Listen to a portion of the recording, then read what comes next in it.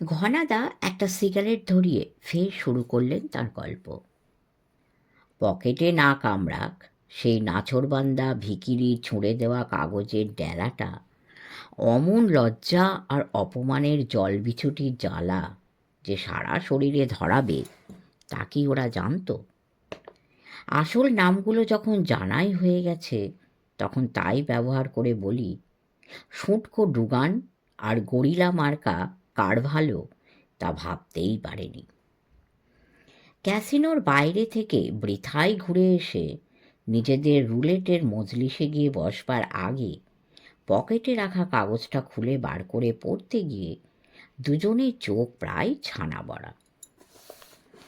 এ কার চিঠি? কি নিয়ে চিঠি?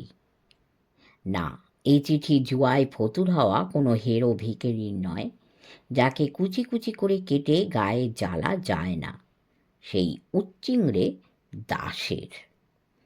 দাস লিখেছে, চিনতে পারলে না তো?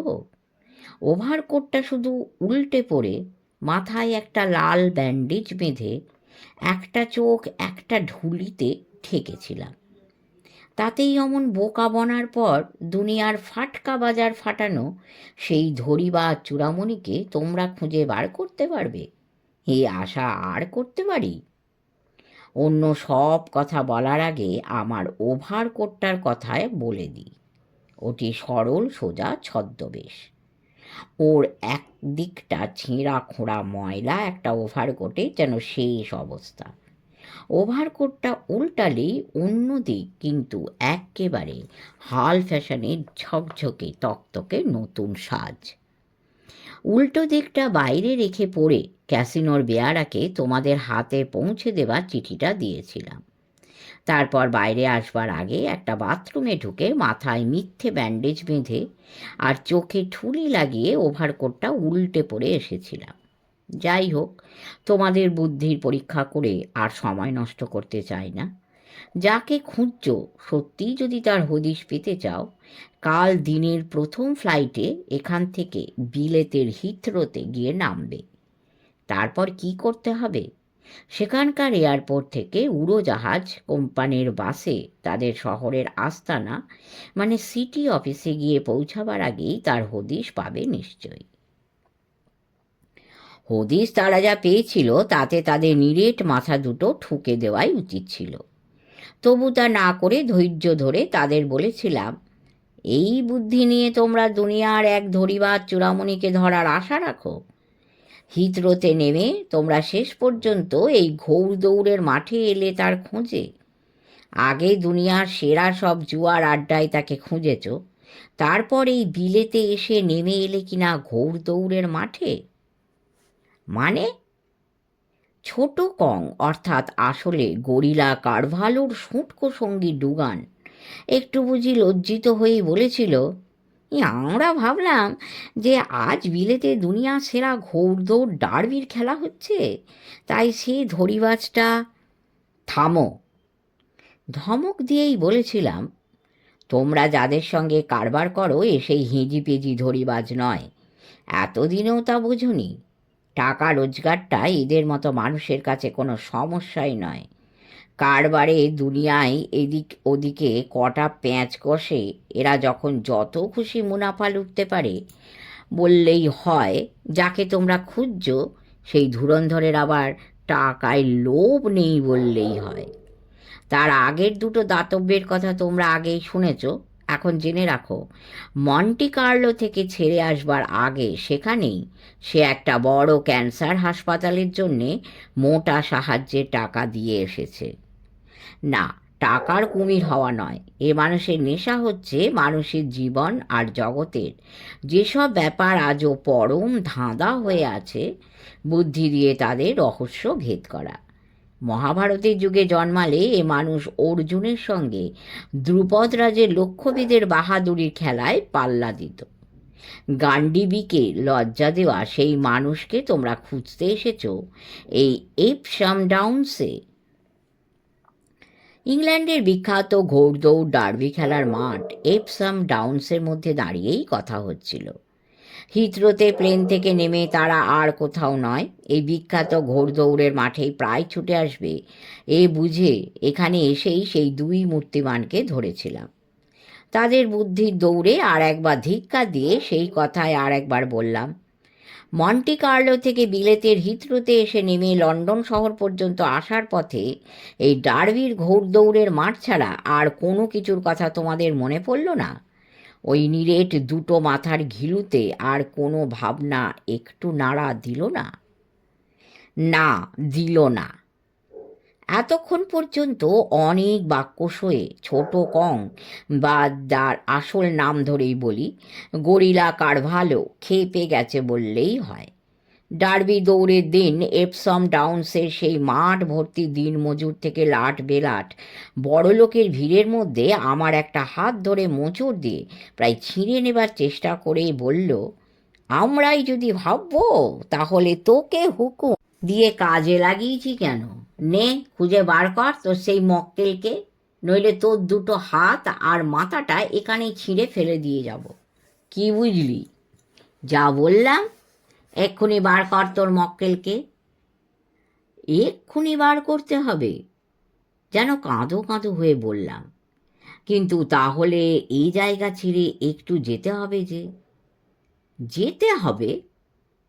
ছোট্ট কং মানে গরিলা কারভালো আগুনের হলকা বার করা গলায় জিজ্ঞেস করল, কোথায়?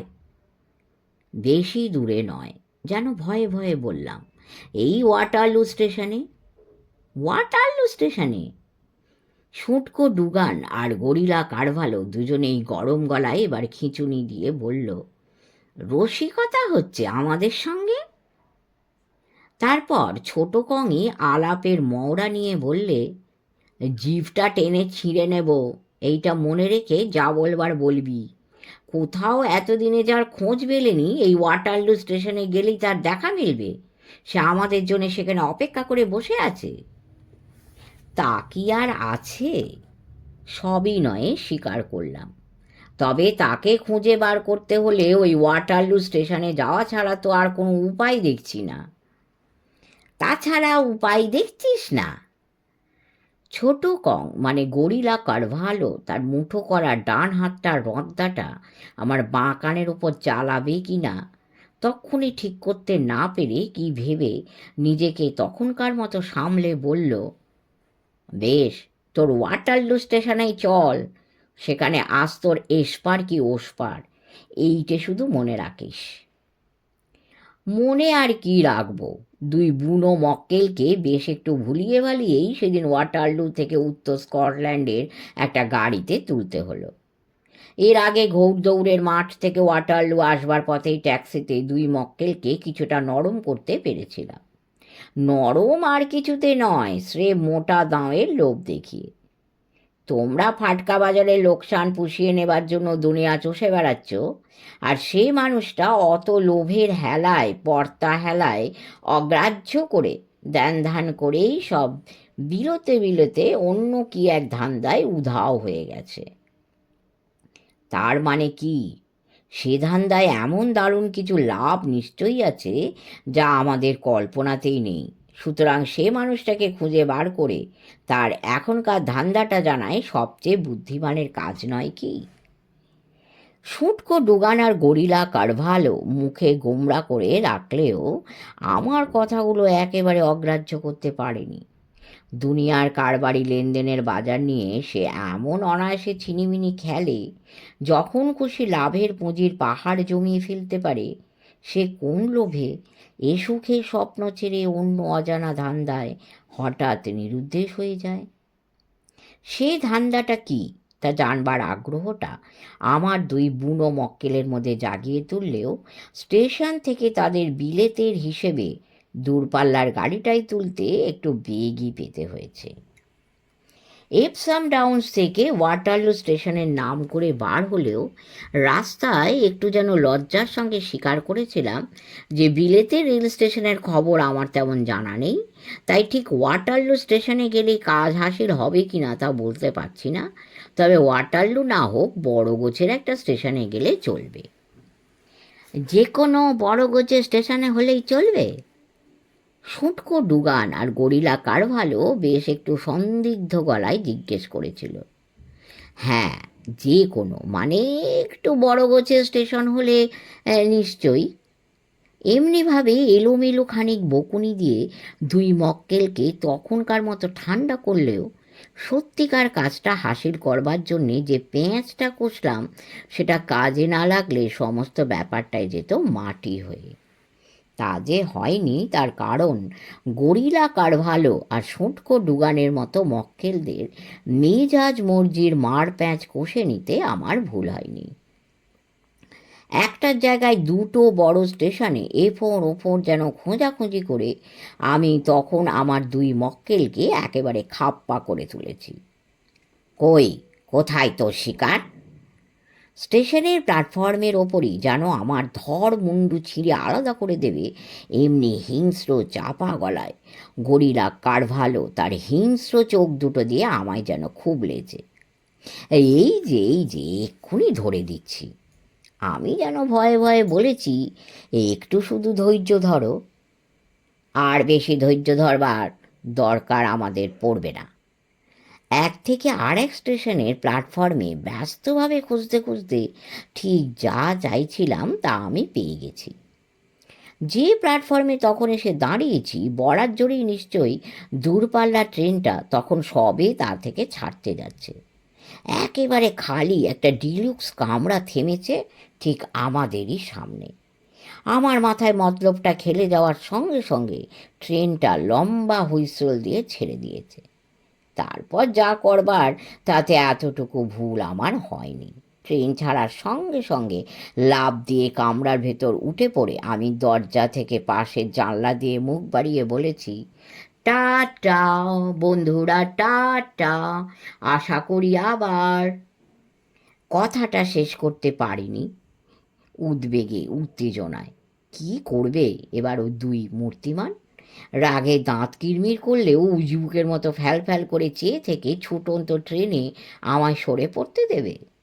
তা যদি দেয়, না, শুঁটকো ডুগান আর গরিলা কারভালোর মতো মূর্তিমানদের মর্জি মেজাজের মারপ্যাচ কষতে আমার ভুল হয়নি। চলন্ত গাড়িতে লাফিয়ে উঠে দরজা থেকে একটা জানলার কাছে এসে আমার মুখ বাড়াবার সঙ্গে সঙ্গে রাগে একেবারে আগুন হয়ে পড়িকি মরি করে দুজনেই ছুটে এসে পরপর দরজার হাতলটা ধরে ফেলে ভেতরে এসে ঢুকে পড়ল। দুজনেই এরপর ঝাঁপিয়ে এলো আমার দিকে। গরিলা কারভালোর চেয়ে শুঁটকো ডুগানের রাগটা একটু বেশি। পকেট থেকে একটা ভাঁজ করা ছুরি বার করে সে তার ফলাটা যেরকম উৎসাহের সঙ্গে খুলতে যাচ্ছিল তাতে তার কনুয়ে সামান্য একটু টোকা দিয়ে হাতটা অবশ করে ছুরিটা মেঝেতে ছিটকে ফেলতে হলো।